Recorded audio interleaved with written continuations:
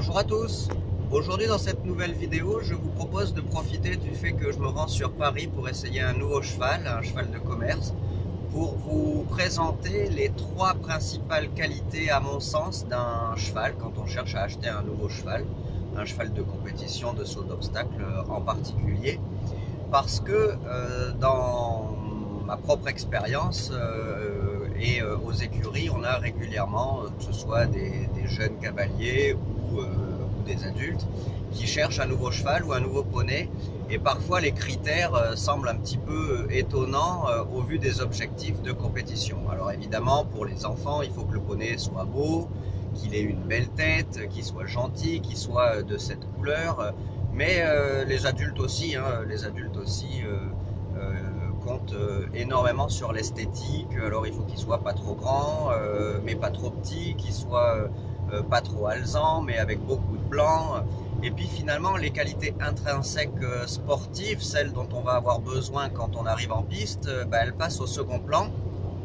Et du coup, quand les compétitions ne se passent pas exactement comme le cavalier le souhaite, il se retourne vers son enseignant, l'air de dire bah ouais, mais comment ça se fait que ça se fait que quand on choisit un beau poney, on ne choisit pas forcément un bon poney. Alors avec un peu de chance, ils sont les deux, mais parfois c'est un petit peu compliqué. Et quel que soit l'enseignant qui vous encadre, si vous lui mettez pas entre les mains un poney avec des qualités sportives qui permettra d'atteindre vos objectifs, l'enseignant, il aura beau vous faire travailler tous les jours de la semaine, il aura beaucoup plus de mal que si à la base les qualités sportives sont un petit peu intrinsèques chez le poney ou le cheval que vous allez acheter.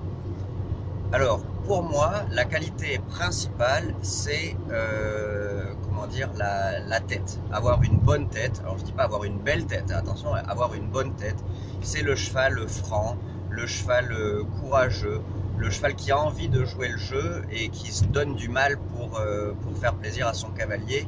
Donc à l'obstacle, effectivement, un cheval qui a une bonne tête, c'est un cheval qui va être le plus franc possible, qui ne va pas se mettre à refuser à quatre foulées de chaque changement de couleur, de chaque soubassement. Donc pour moi, la bonne tête, c'est le plus important, et ça va même s'étendre à la gentillesse à pied. Parce que voilà, le quotidien compte aussi énormément, et quand on a des chevaux très particuliers à pied, qui tirent au renard, qui ont peur de ci, qui ont peur de ça, qu'on ne peut pas trop brosser, qui embarquent mal, ça devient vite un calvaire. Donc pour moi, la bonne tête, le cheval facile, tout simplement, le cheval facile, c'est la première des qualités. Après, évidemment, pour la compétition de saut d'obstacle et pour être efficace, pour être de temps en temps ou régulièrement, voire le plus souvent au classement, le respect va être la deuxième qualité intrinsèque que je vais rechercher chez un cheval. Donc sa capacité à faire l'effort de ne pas toucher les barres, et si jamais il en touche une, à se prendre en compte pour rectifier dès le saut d'après. Donc ça, c'est pour moi la seconde qualité, le respect des barres. Et si en plus ils ont ce que je vais appeler le tout dernier respect, c'est-à-dire cette qualité quand on traverse la carrière au barrage, entre guillemets à fond de blinde, et que malgré tout on sait qu'on va pas toucher la barre, alors là c'est vraiment l'apothéose, on a un vrai cheval compétitif. Donc ça, c'est pour moi la seconde qualité. Et enfin, la dernière qualité que je vais rechercher, c'est qu'ils aient du sang, parce que maintenant les épreuves sont montées de telle manière que on ne peut plus en Grand Prix, et même dans les Grands Prix amateurs, on peut plus se dire moi j'assure le sans faute et je suis classé, que ce soit dans les épreuves à la télé, mais aussi dans les nôtres. Maintenant ça c'est terminé.